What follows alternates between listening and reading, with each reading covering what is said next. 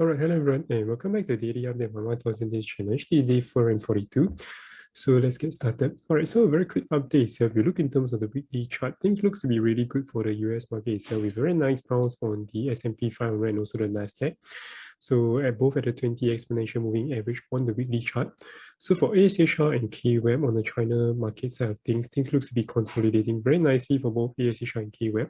So potential breakout in the coming weeks for on the weekly chart for ASH and KWEB likely prove to be a very strong direction. I'm leaning towards the upside, but bearing in mind that consolidation tentatively will still be biased towards the side of where it comes from. In this case, it's a more of a bearish momentum.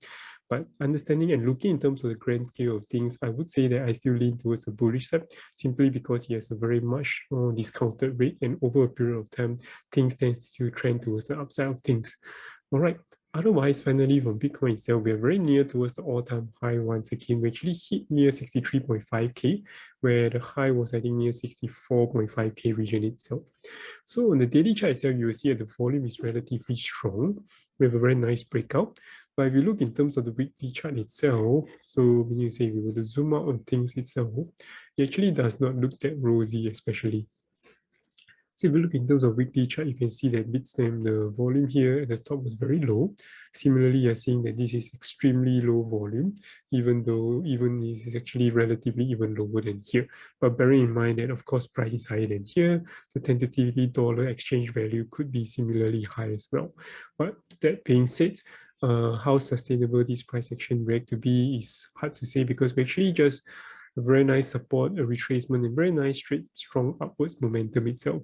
So I do see that even if we do break higher, there will be a key resistance at this 65K region itself, so which is the all-time high, or alternatively, if we do break above, the next target I see will be 74 or 75K region itself.